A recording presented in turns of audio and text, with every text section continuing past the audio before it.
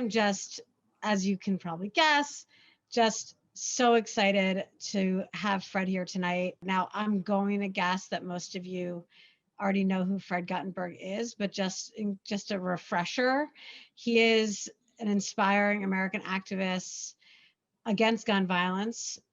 That he didn't start his career that way. It was unfortunately because his daughter Jamie, who I every day wish I knew, 14 years old, was killed at Stoneman Douglas High School on February 14th, 2018.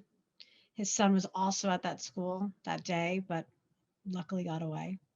Since then, Fred and his wife have been so powerful, such powerful activists and forces, holding politicians accountable, challenging elected officials to do better when it comes to gun violence. And he also started the nonprofit group Orange Ribbons for Jamie.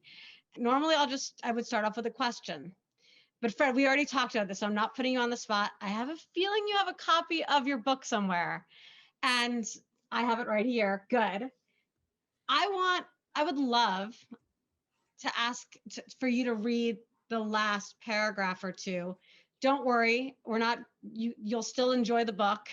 Yep. But I'd love for you to frame our discussion with that, if that's okay.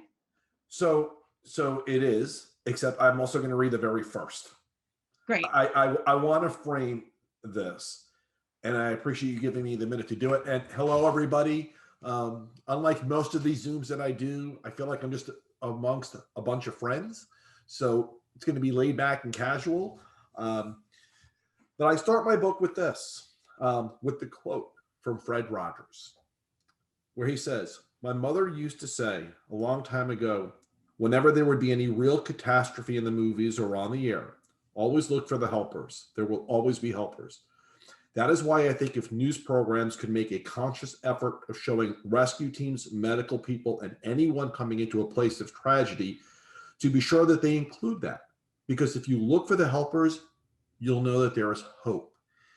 To that list of helpers, I would add educators. I would add everybody on this call right now, anyone who works in a school, who works with our nation's children. It is the helpers who give me hope. You give me hope. And so I wanted to start with that. But I also want to read you the very final paragraph. To anyone who reads this book, especially the kids and the young adults, and to the future leaders and heroes, you will have many moments in your life, some bigger than others. Ultimately, what matters more than the moment is how you respond to it. How you react to your moment when it comes is what will define you. And boy, if ever there was a moment for our nation right now that's big in our lifetimes, and that will define people, you as the educators will teach about people who come out of this moment, heroes, leaders that we don't think of today, but you'll be teaching about years from now because of what happens over this next week. How we react to our moments will define us. Ultimately, and I think what I learned, before my daughter was killed, 4 months before, my brother died of cancer related to his service in 9/11. My brother was one of about a group of 10 doctors who ran the triage for the World Trade Center. He was in the World Trade Center when it collapsed. This group of doctors hid out in a room that amazingly, everything around them turned to rubble, but this room did not collapse. And they breathed in all of that toxic stuff. Years later, unfortunately, he got the cancer that resulted from that. In October of 2017, he died. And my brother was a hero. When his moment came, he didn't run. He stayed 16 days at ground zero to take care of people. My daughter, on February 14, 2018, when there was a shooter in her school, she made it to within 1 second of her survival. She knew what was happening. And it is on video because there was a hallway camera. My daughter was the toughest person I'll ever know in my life. I kid you not. I can tell you some funny stories about how that toughness was put onto her dad once in a while. But the toughest person I've ever met in my life.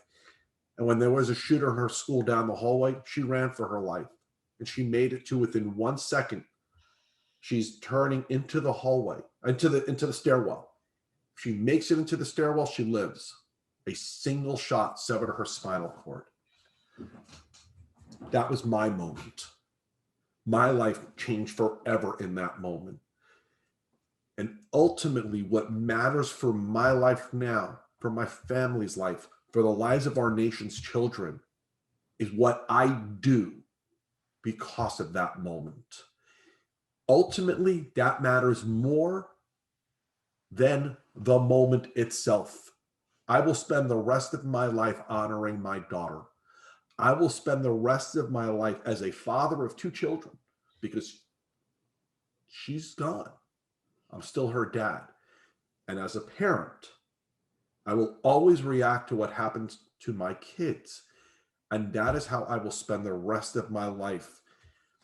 If there's a lesson that I hope all of your kids get, especially those who are interested in leadership, who want to do great things, don't get caught in the moment. Get caught in what you're going to do about it. So thank you. Wow.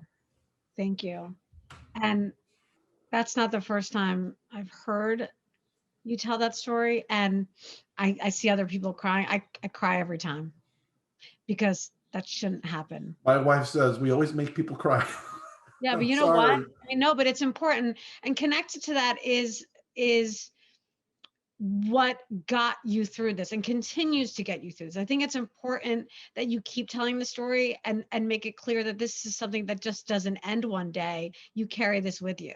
But the title of your book, I'm not your publicist. I just like holding up the book as a prop too.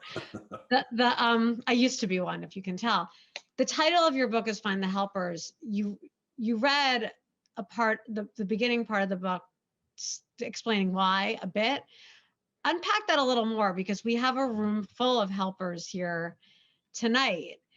Tell us why you decided to call it Find the Helpers, and then talk to the teachers here about their role as helpers. Yeah. So I kind of stepped into the title by accident. When I was planning Jamie's funeral, the funeral director handed me a journal. And he said, "Have you ever journaled before?" And I said, "No." He goes, "I want you to start." I said, "But that's not my thing." He goes, "Take it and just start." And so before I actually started journaling, I actually got really active writing things on Facebook and Twitter. That was sort of the way I got things off my chest. But ultimately, I started journaling in a matter of weeks. And writing became my therapy. And around April of 2018, I told my wife, I want to write a book. I want to write a book about our story of being part of 2 American tragedies and how this country reacts differently to both.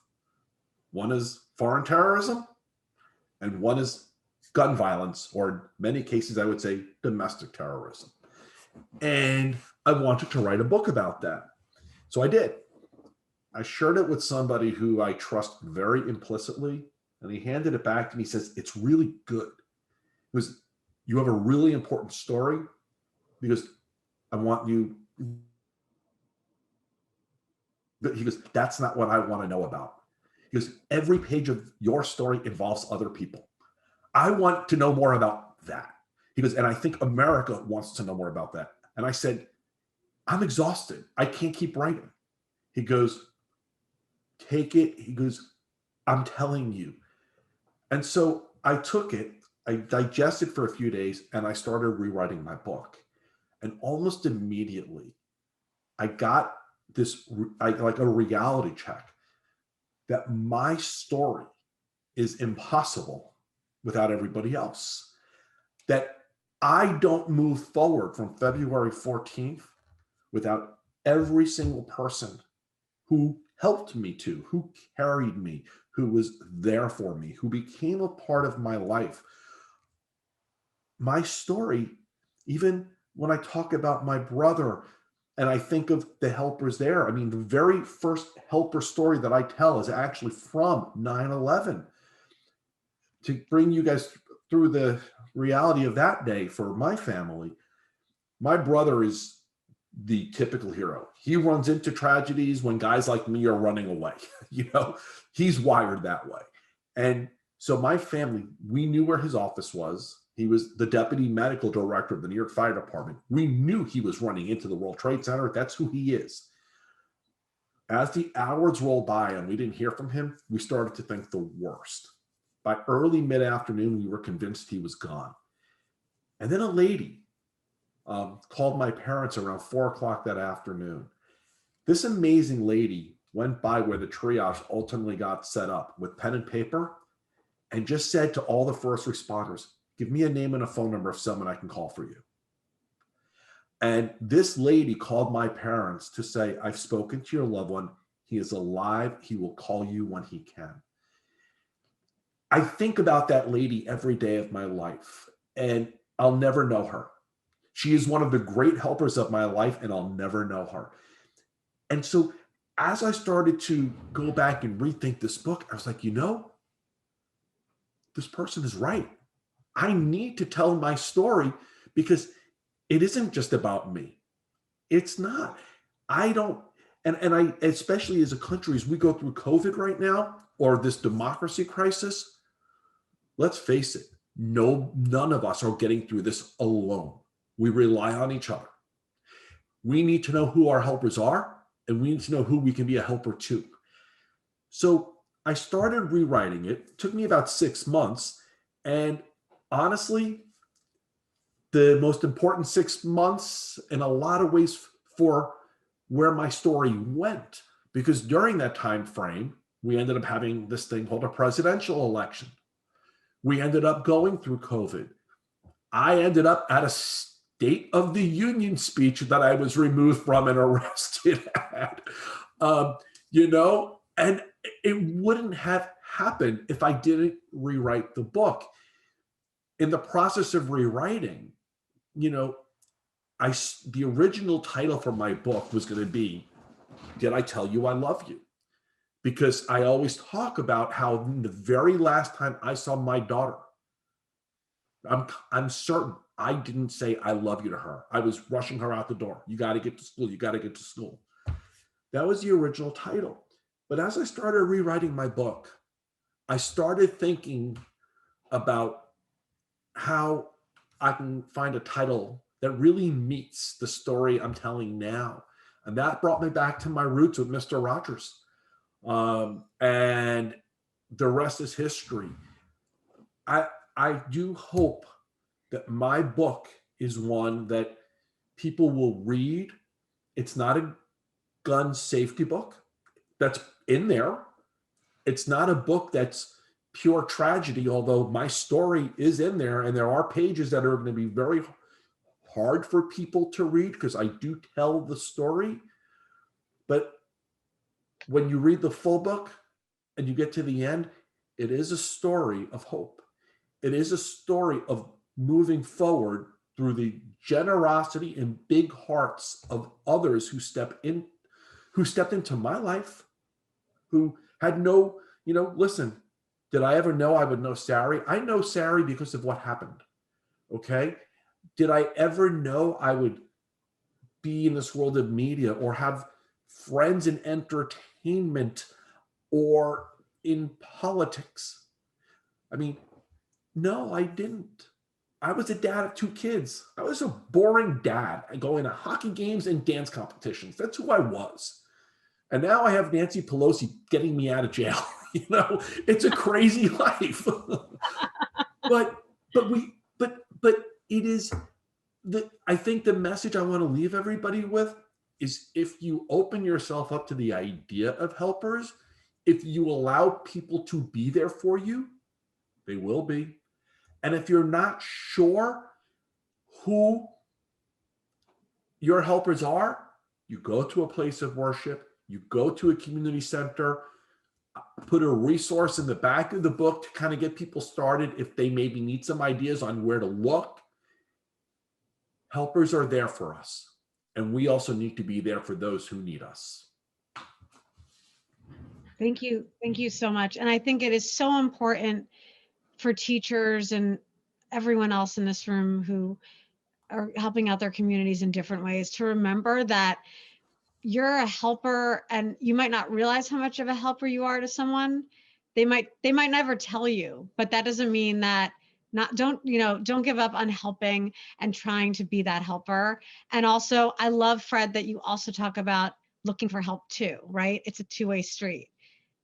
And it's the community that I think that we're learning more and more about that we need, especially during all these escalated crises that we're facing, and questions are coming in, and I'm going to ask Fred, I'm going to hog him for one more question, and then I see a bunch of questions coming in.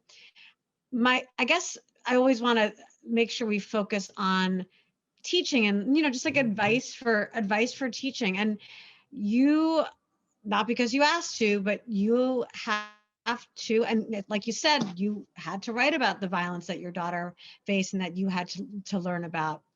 And I mean, the elephant in the room is that there's a lot of violence going on, including what happened last Wednesday and perhaps impending violence. We don't know. There's chaos and violence around us all the time, but it's really been heightened this past year, and definitely I would dare to say the past 4 years.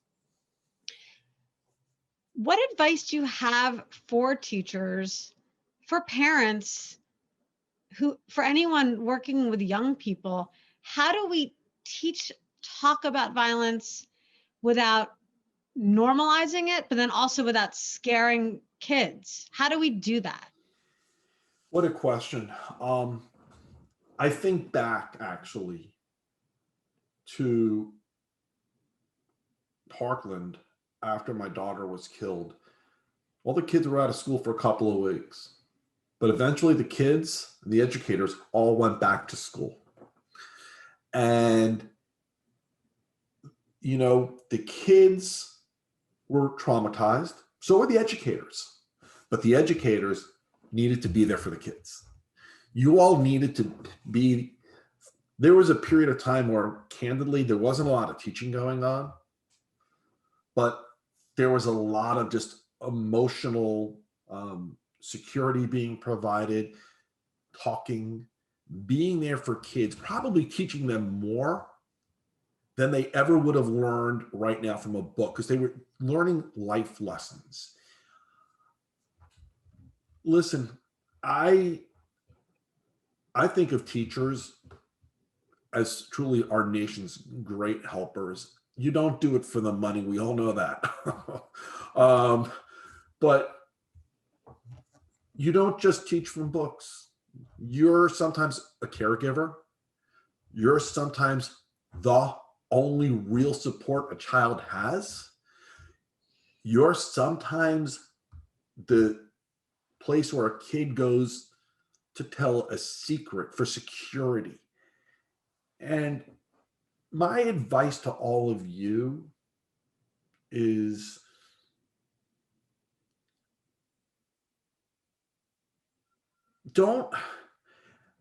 I had another Zoom thing not long ago where I said, don't overthink the idea of being a helper. Be who you are. You got into this because you wanted to be there for our nation's kids. I don't know if you knew what you were signing up for, but let's face it, we all know what the education system is. We all know the kids that are coming into our schools have varying needs. I am blown away at how adaptable you all are. Don't overthink it. I know that sounds kind of crazy, But when I talk to people about being helpers, I've had a lot of people say to me, how am I supposed to be a helper? And it's really the simplest answer in the world. Be there for somebody. Be there for somebody. Allow your ears to be open big.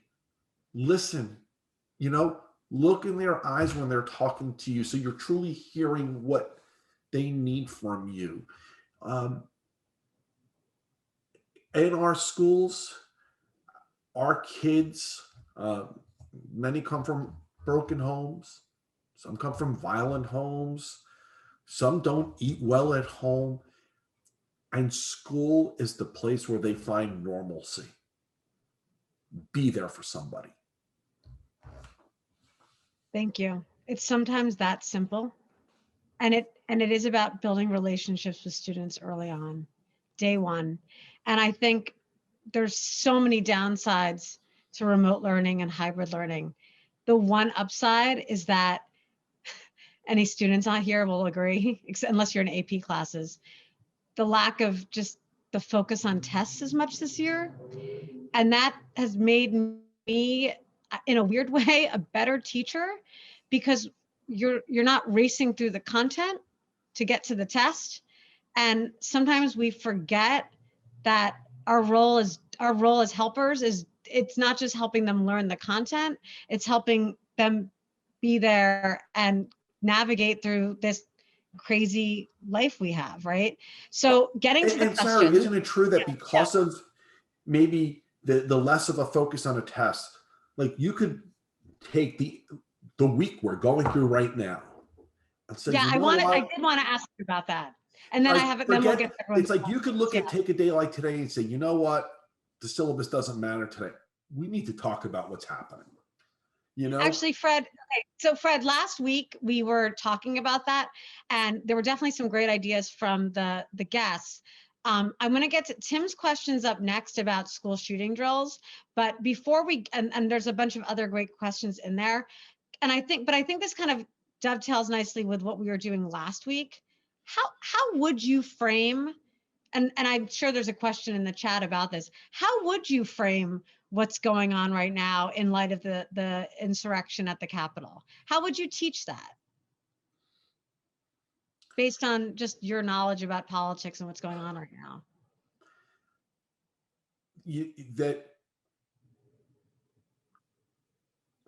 Listen, history is an amazing thing, isn't it? It's always a guide. And it's amazing how when we fail to teach history, how it repeats itself. But I would tell the kids the truth. Evil exists, but so does good. And we are seeing years of kind of an unchecked evil. The country's finally coming to grips with this. But the defenders of democracy are standing tall also. And we live in a democracy, and democracy is going to prevail. It's going to prevail. And I would give the kids hope. I would give them hope. I would tell them the truth. I do believe very much in truth. I wouldn't say, nothing's going to, because you know what? While democracy is going to prevail, we're also going to see some very ugly things in the next week. And I think we need to prepare kids for that possibility. But democracy will prevail. This country elected somebody, and actually, it really is actually a great democracy lesson. We as a democracy, when we elect people, we actually see how fragile our democracy is, because it's not completely based upon these are laws that define everything. It is based on a lot of traditions and norms. And in order for democracy to thrive and survive, you need to elect people who respect those traditions and norms. If you have someone who doesn't respect the democracy or the traditions and norms, it shows how easy it is to shred it. And we just went through a lesson in just how close we came to having somebody put democracy away for good. Democracy is going to prevail. However, I think it would be really cool to put the kids through a lesson of what kinds of things they think we should do to put up some new guardrails, to fix this, to make sure this doesn't happen again. Because that's something that we're going to have to tackle as a country. Absolutely. Thank you. That's really helpful. And I think it is really important to be honest and tell the truth. So many people in the chat are saying amen to that, including some students here. And also you have to talk about, give them hope, because then what else do we have, right? So speaking of something that I don't have a lot of hope about, but I want to, is the current state of the gun crisis in America. And we have, to be expected, we have a lot of questions for you, Fred, about gun violence and school shooting drills and all of that awful stuff. The first question I wanted to take is from Tim Smith. He has a question on school shooting drills. So do you mind jumping in, Tim? No. And Fred, thank you so much for being here and sharing with us. So we changed the policy from putting the kids in a corner and hiding behind a desk. And I teach in a high school situation, and I've always told my kids that honestly, we weren't going out like that. Like, we were going to stand by the door and I would attack the person coming into the room, and we weren't going to hide. So we recently now have changed it to the attack policy: when possible, run when possible. And so we've changed the policy. And so I'm trying not to cry here, because last year when we ran the drill, we had the active shooter, a person, it was a police officer, outside of my room. And so we changed the policy, and I had to lock the door. And when I opened up the door to lock it, there was an armed gentleman outside of my room. Mm-hmm. So it became very real to me. So I closed the door, and in my homeroom with these seniors and juniors, we spent the next 35 minutes in tears discussing how I just got everybody in that room killed. So on the one hand, as a teacher, this is the last thing that I want to do. This is the last thing that I want my daughters to come home from and tell me how they had to hide in a closet. Mm-hmm. But it was a learning experience for me, that why we have to run these drills, because I personally learned a lot. So have you been asked, have you given advice, have you talked about these things to teachers? I'm just curious to get your thoughts on that. No, listen, it's a great question. We are raising a nation of traumatized kids and traumatized educators because we failed to address the reality of guns. And even after Parkland, when the president, through Betsy DeVos, had a commission to do what they called a deep dive into what happened in Parkland. They were going to look at everything. And then DeVos said, we're going to look at everything except the role of guns. Okay. And the failure means we have to do these drills, right? If we don't want to talk about safe storage, if we don't want to talk about age of ownership, we have to do these drills, and we have to harden schools. The idea that we have to harden schools and do these drills is a failure of American policy now for too many years. One of the other parents who lost a child in Parkland, his name is Max Schachter. The way I've kind of taken on this issue of gun safety, Max has really taken on the issue of school safety. And he's been going around the country talking to administrators and law enforcement about different things. And, I've heard you say your door locked on the outside, well, maybe we need to change that so we can lock doors on the inside. That's one of the recommendations that's come out of a lot of the reports. You know, where my children went to school, you know, the doors had these big windows and the shooter shot right through them, you know? So, you know, we either need to put in bulletproof glass or have smaller windows, or people follow me and we deal with the reality of guns. Okay. And that's what I am fighting for, because I want you, I want your kids, I want our nation's kids to be able to go to school without fear of gun violence, a place of worship, to a park, to a movie theater without fear of gun violence. Sarah, you said, I think, maybe not so hopeful.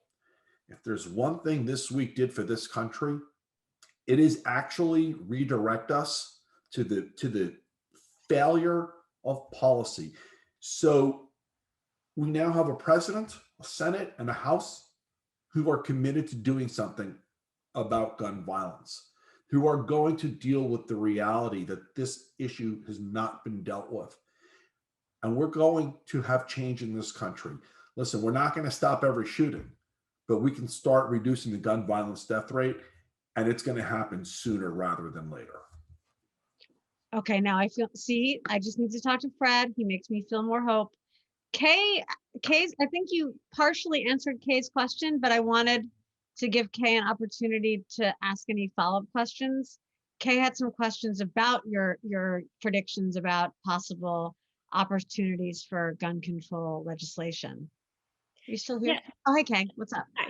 Hi. Yeah, I think you answered a lot of it, but I see like an opportunity that the legislators had to go through what our poor kids have to go through with their school shooter drills, and heaven forbid the kids who have actually had a school shooter. Some of them experienced that firsthand for the first time in their life, of that fear that, oh crap, what do we do? My life is in danger. And I just wonder, in addition to the change in, to a Democratic House, Senate, and presidency, having experienced it firsthand, do we have an opportunity to make some real changes happen? Because people, it's different when you experience it firsthand. And I know all the students on here could probably say, yeah, I mean, they have a different perspective than some of us that are older and never went through that. Listen, there's nothing more powerful than these legislators having called their loved ones while sheltering in place to say, I love you, thinking it was going to be the last time, fearing they would be in a cemetery, fearing, like my daughter, that would be where they end up. And from now on, when I go to Washington, D.C., I will be reminding every legislator of how they felt. There's going to be no ability to back away from the reality of what happened. On Wednesday, I think I told Sarah this, I spent 4 hours that afternoon in a recording studio for a documentary on the history of the NRA and its effect on our society and where things are going. I had no idea the country was under attack because I was in this studio, but I was talking about how this country has normalized guns in society in a way where you now see peaceful protest being accompanied by people carrying AR-15s around their shoulder as a form of intimidation that's going to inevitably lead to violence. And while I was filming this, I said my fear is, because of the current occupant of the White House inciting these people, that there's going to be a terrible moment before this transition is complete, not knowing it was happening in that moment. I tell you this because it was predictable. It was predictable. And a lot of legislators now see that. They came face to face with that reality. And they're going to unfortunately see more instances of it over the course of the next week. So do I think it's possible that gun safety is going to get done? It's inevitable. It's going to get done. I will walk the halls of Congress. I will walk up and down Pennsylvania Avenue. I won't stop. This is our moment. We're going to get gun safety done. You know, the new president, because of COVID, when you think of the list of priorities, that's number 1, 2, 3, 4, and 5 when he comes in. Gun safety just jumped right up there with it because of what's happening. It's going to get done. That's good to hear. Understatement of the day. I'm not sure if I'm saying your name right. Malaya? Did I get it right? Yeah, just like Obama's daughter. That's awesome. So you had some questions related, a little connected to what Fred's just started talking about maybe just getting a little more granular about ideas about gun control laws, like stuff like that. So please ask your question. Yes, thank you so much, Fred. Thank you so much for being here. You know, today in class, I teach 2nd and 3rd graders, and we talked about the Kinda tree. Kinda means family in Swahili, and it means it means one family. And truly, we are one family. Doesn't matter what side of the aisle we are on, we are all connected, and our actions and our choices impact all of us, all Americans. And I just want to say thank you so much for the fight that you have chosen, because it's really a choice, have chosen to fight. And it can be lonely sometimes fighting, especially in the beginning. I myself was assaulted in the classroom and lost consciousness.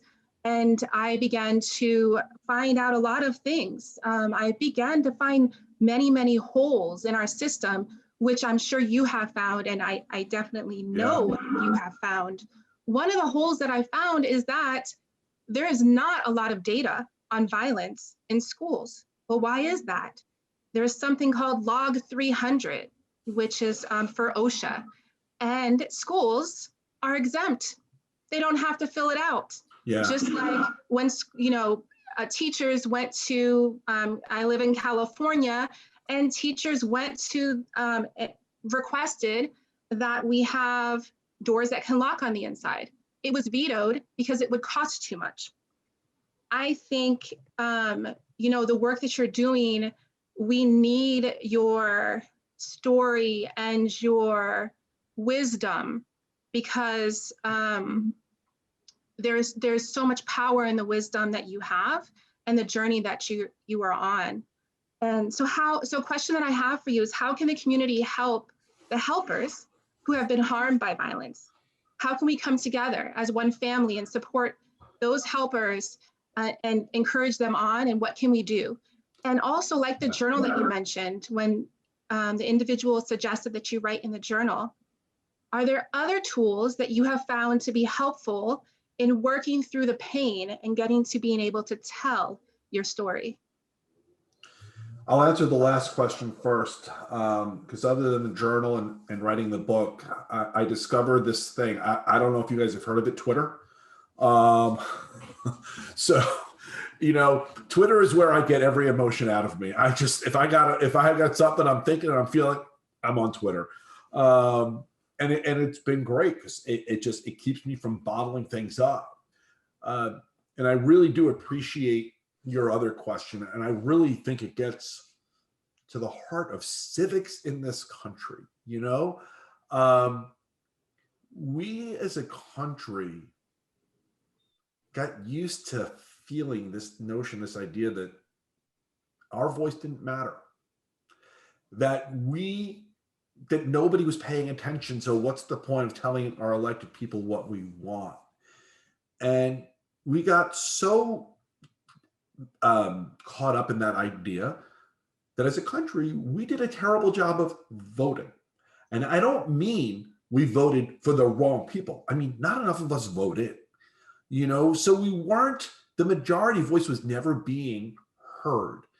I think the number one most important thing you can do to be a helper to others is to make sure you and every single person you know shows up at the polls every time there's a chance to vote.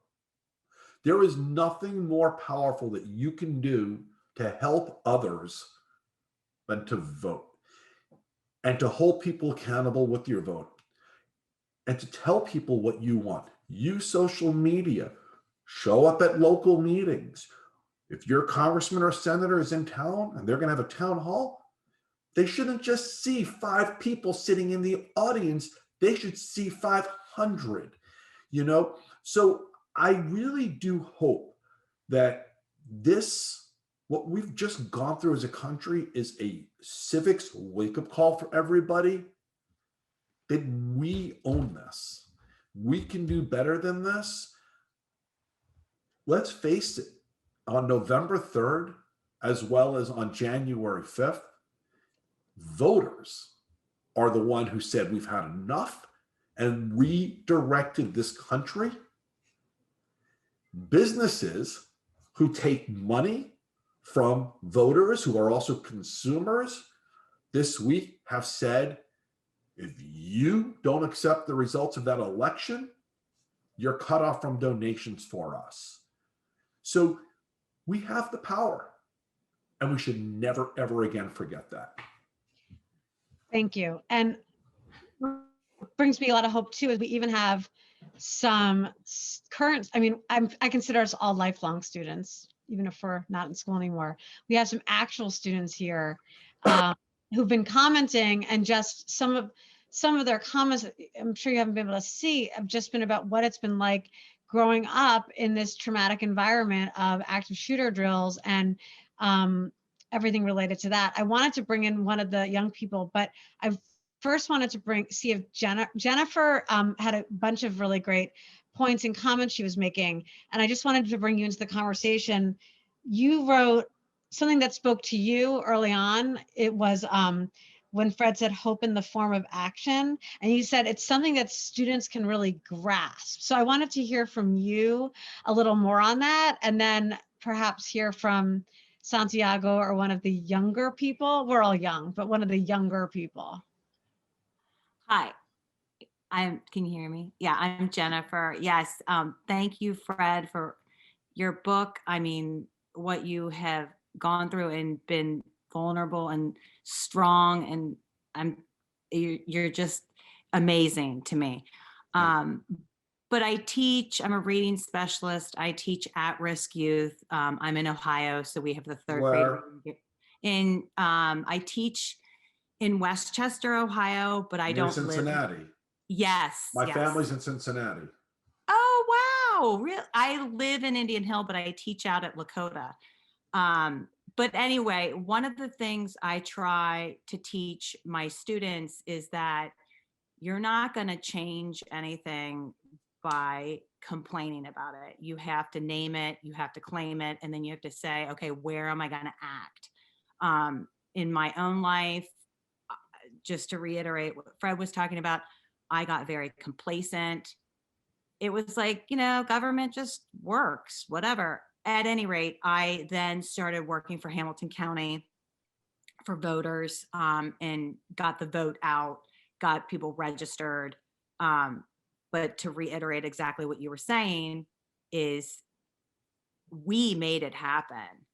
We went and we actualized on it, and we did it. And I tell my kids all the time, if you want to change something, then we've got to do a letter writing campaign. We've got to outline our problem solving. What are we going to have our parents, because they're little kids, help us with? What are we learning from this as we go along? And what do we want to see change in the future? And that's, I think, what all of us want and are coming out of this, hopefully, better people. When I was a much younger person, early in the workforce, I had this amazing, wonderful manager. I was in sales. She always used to say to me when I would start talking to her about something that wasn't working, she would say, don't bring me problems, bring me your solution. Mm-hmm. Tell me what you're going to do about it. And those words have stayed with me for my entire life. It really kind of forms that last paragraph of my book, because ultimately it's not about what happened to us. It's nice to complain. You want to take a minute to complain, to kvetch, to what, do it. But then tell me, what did you do about it? What are you going to do about it? Because ultimately, that's what matters. That's what will define what happens for you next. You own the outcome based upon what you did or didn't do. And so, as I always tell my kids, choose wisely. And the thing I would also tell my kids, and I think it's a really important lesson for all of our kids, always do what's right. Not what's easy, what's right. Such good You're advice. here. Yeah. Amen. And I think something, I think I talk about this every Zoom session, but I'm going to say it again. It needs to be intergenerational. I'm really sick of hearing, and I'm sure you all are too, well, we messed it up. I guess Gen Z will fix it.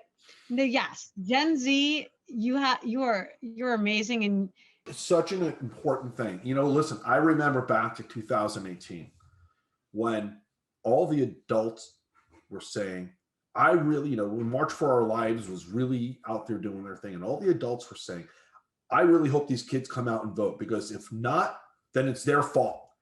And I used to get crazy. I used to get so angry, and I would say, listen, I'm really thankful for all of these kids who are doing what they're doing, but they should be in school. They should be learning. They shouldn't feel this need to fight for their lives. It's not up to them. It's up to us. We did this. We need to fix this. So, when I used to listen to all the adults kind of put it off on the kids, it drove me crazy, because you know what? I'm thrilled to see the kids stepping up and doing these amazing things, but we adults, we need to do our thing too. absolutely.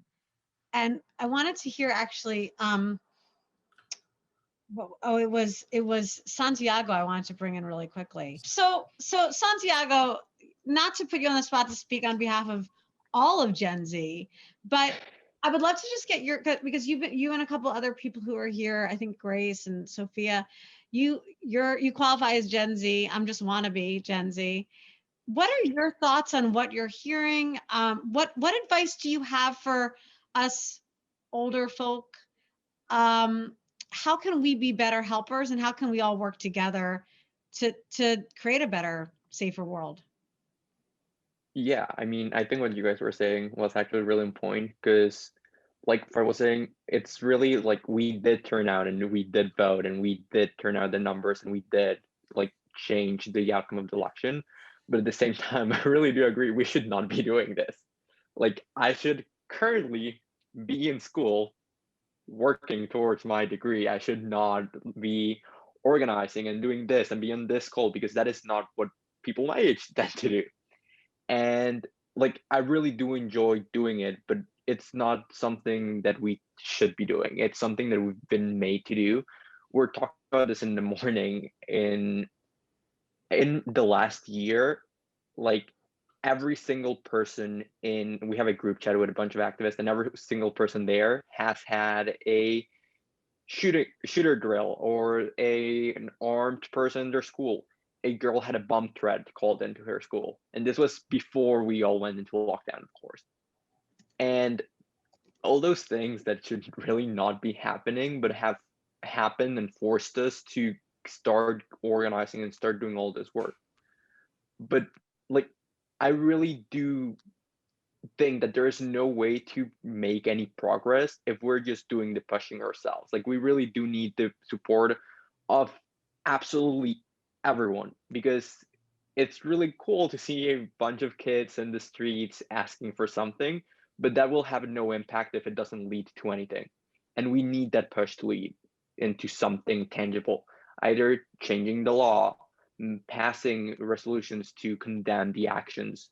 We've been pushing and pushing and pushing everything to get climate change legislation passed, to get gun control passed. So I think every person in this call has an interest in getting things done, because you wouldn't be here if you didn't. And I think everyone here is a helper. Everyone here has that power to help people in Gen Z get this ball rolling and get this change occurring.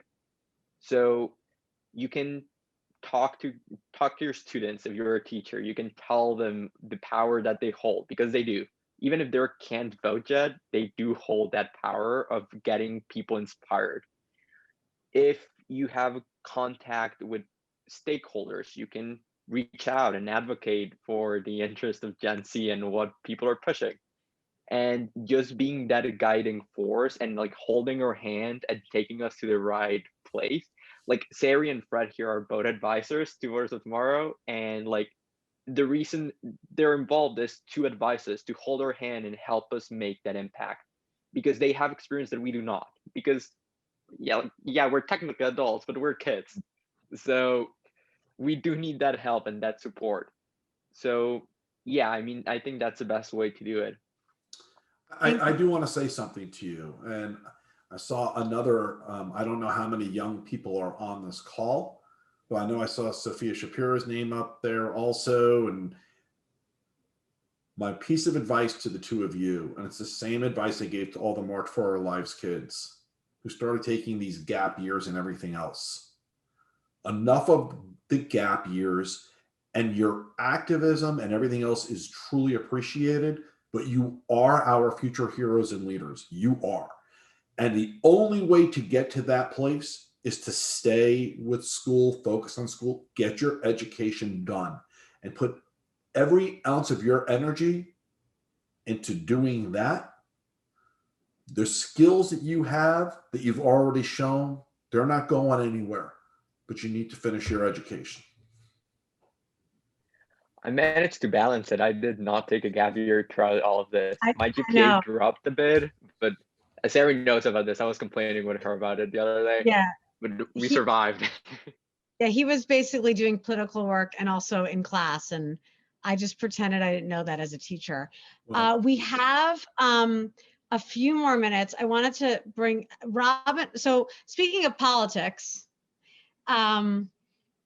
Robin had a question about, and also speaking of moving forward, because that's something we want to do, I think. Speaking of moving forward, and who's going to be leading us forward on January 21st, 2021 at 12 p.m. I'm not counting. Robin, you had a question related to that. Yes, first of all, Fred, thank you. What a really powerful evening. I'm just moved by the conversation, by the questions, by this group. I would love for you to share how Joe Biden, President-elect Biden, became one of your helpers. Yeah, truly one of the most amazing people I've ever had the chance to meet.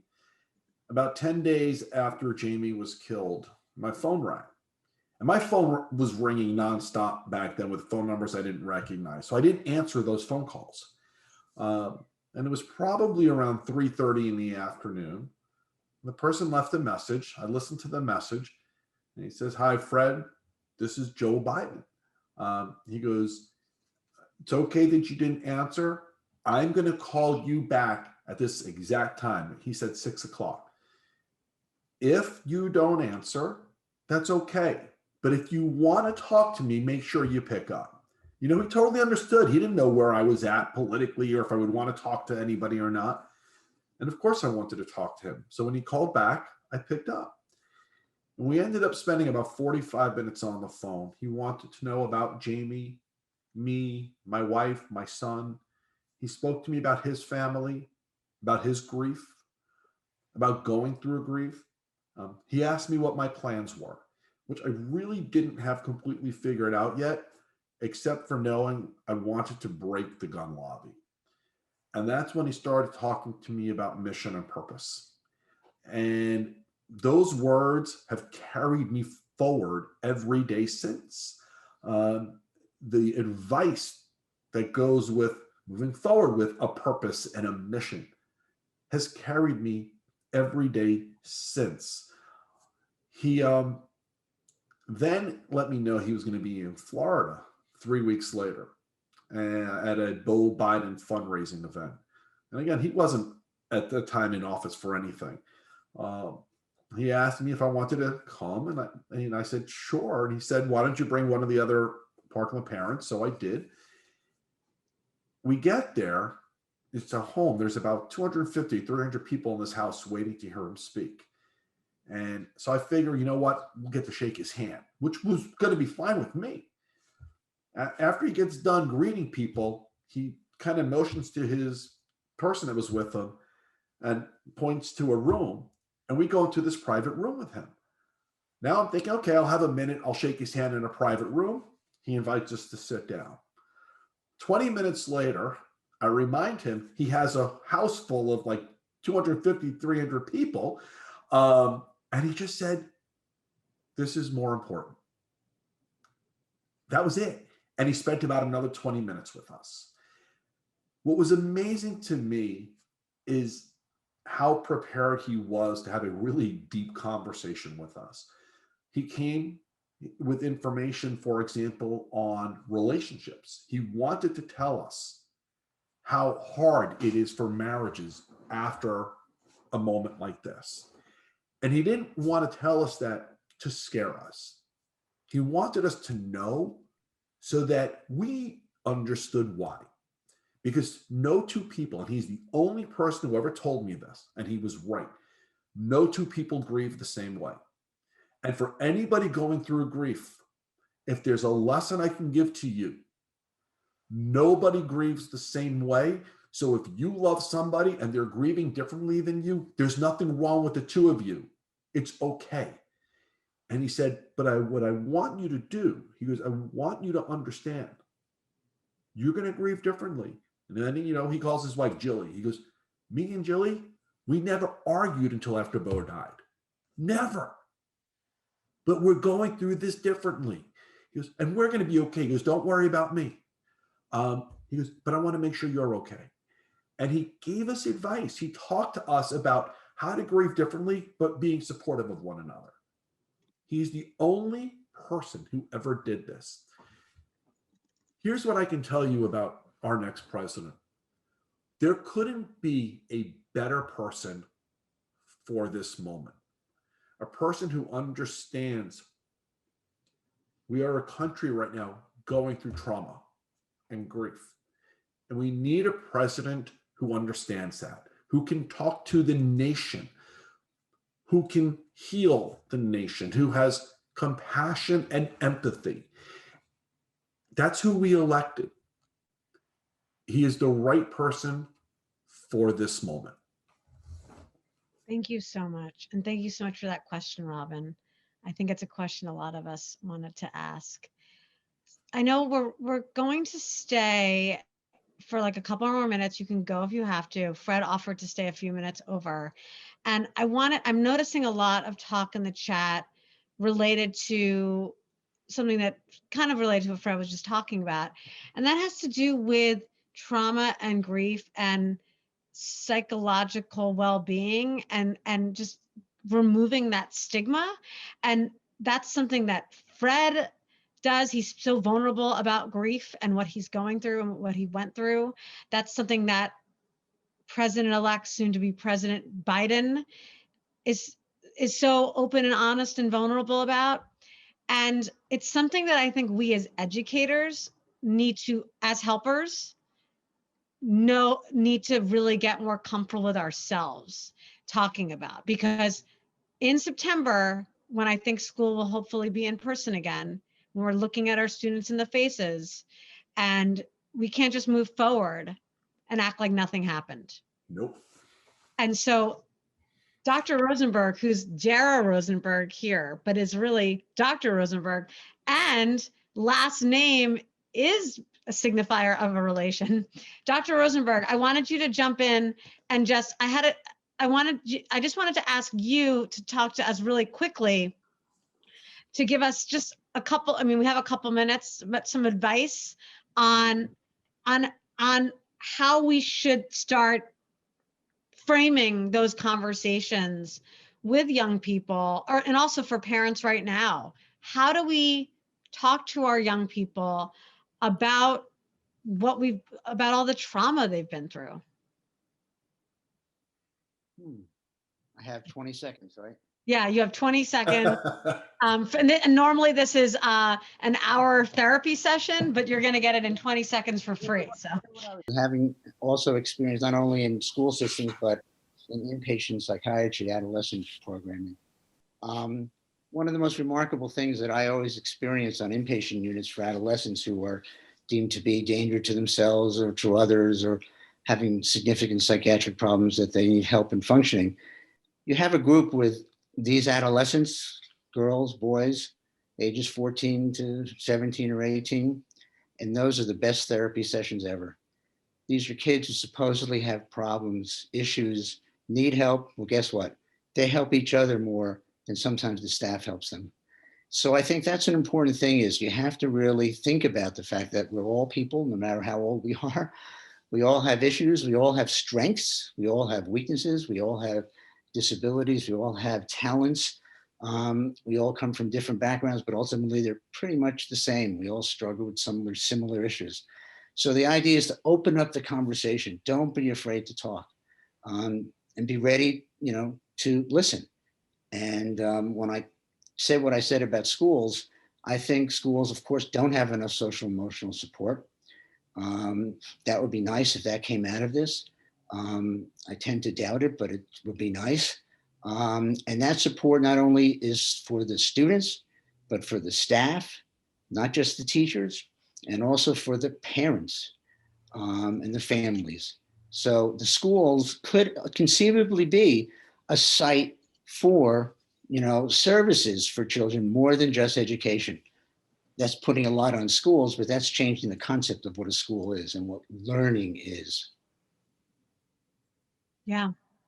And I think between what we're dealing with COVID, and of course the backdrop of the fact that there's active shooter drills because gun violence is in our schools, we really need to rethink about how we're interacting with our kids. And the theme here is vulnerability. That's what I'm seeing in the chat. That whether we like it or not, our schools have never been just about, hey, open up the textbook to page 12, answer these 3 questions. It's gotten heightened now, thanks to guns, thanks to COVID, but they've always been a place where us working beyond just the content is so important. And that's what the kids ultimately remember. They remember that conversation you had with them where they gave them some advice as to how to deal with a girlfriend or a boyfriend. They might not remember the Kansas-Nebraska Act of 1854, although I think it's really important. Maybe too much. Sean, okay, final question from Sean, and then I'll let everyone go and look at a different screen probably. Let's be honest. Maybe you'll look at a book. Maybe you'll all take out Fred's book on your Kindle, or 3 of you are going to get one. Don't forget, 3 people are going to be lucky winners of the book. But yeah, so Sean.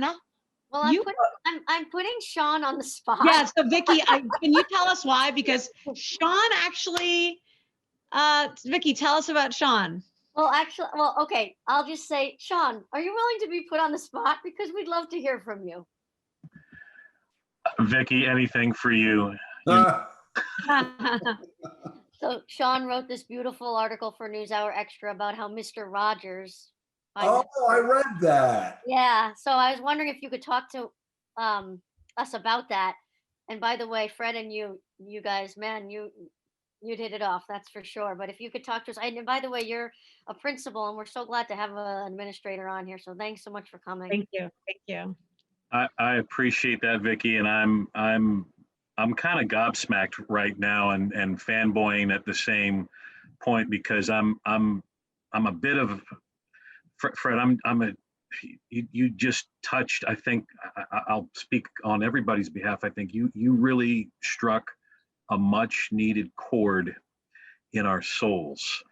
And Fred, man, I have not had the honor to be in the same room with you, but you're a brother from another mother, and actually you're a brother from another father, and that's Fred Rogers, and his words, the way that he connected through the screen.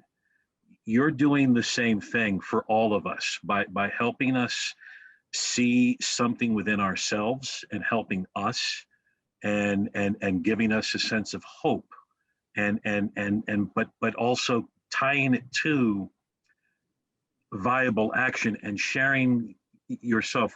How courageous. I'm going to hug my 3 daughters a little bit tighter tonight, man, on your behalf and in memory of your daughter. And I, like I said, I'm gobsmacked, and all of us, we have a story to share. And I love how you framed it, Fred. Just look at that person in the eye. Stop what you're doing. Put down your phone, and be there. And we can all do that in service and support of our kids, in service and support of all of those who have been victimized in some way and by gun violence. And this is our moment, and that's the beauty of that. This is our moment. And if all of us give that moment and give of ourselves in that moment for others every day, we're going to change the world. And so Fred, man, you're beautiful, man. And sorry, thank you. And thank you to, I love this intergenerational thing. Santiago, set up. We'll all be on your board together. I'm just kidding. But so I think we Everyone are. can be on the board. Thanks, Santiago. Thank you to everyone tonight. I know that we went over. I kind of warned you that we would. We could go on forever. I didn't get to everyone's question, but Vicki will tell you about that in a second. Final words essentially are just going back to what I said in the beginning, and we couldn't have planned, obviously, to have this talk in light of what just happened on Wednesday, but I think we're all really feeling a heaviness and feeling this really kind of sense of dread and darkness after what we witnessed last week. And I can't think of a better guest tonight than Fred, because like I said in the beginning, and as Sean just said so beautifully as well, Fred has this amazing ability to be authentic and real and tell us the truth and not sugarcoat it. And that's why I love his Twitter. He is real AF. See, I didn't curse. I'm a good teacher. But he's real and authentic, and he tells us when we should be angry, and his outrage is like so palpable in his tweets. But even in his most palpably angry tweets, there's this crazy sense of inspiration and hope, even in the darkness. And I don't know how you do it, but I'm so glad that you could be here with us tonight and transfer that energy, because I think everyone in the chat who had to leave early, or actually on time, technically, they were all saying that they cried tonight. And that's basically an experience with Fred. You cry because you talked to us about some really sad things that happened, but then you also leave us with a sense of hope and inspiration. And that's what your book does. And that's what just talking to you for a couple minutes or reading your 280 character tweets does. So thank you so much. Listen, I just want to say thank you all for having me. Thank you all for doing what you do. We, as a country right now, are going through some incredibly unique times that will be taught about in our schools for generations to come. And the only thing I want to say to everybody is truly, truly, truly simple. Be there for one another. Just be there for one another. If you need someone to be there for you, it's okay. But if you can be there for someone, make sure that you are. Be there for one another. We're going to get through this. We are going to get through this. We're getting there. So thank you for having me on tonight. I hope I get a chance to, at some point in a post-COVID environment, see all of you somewhere in person. But until then, who knows? Maybe I can do another one of these things with you at some point.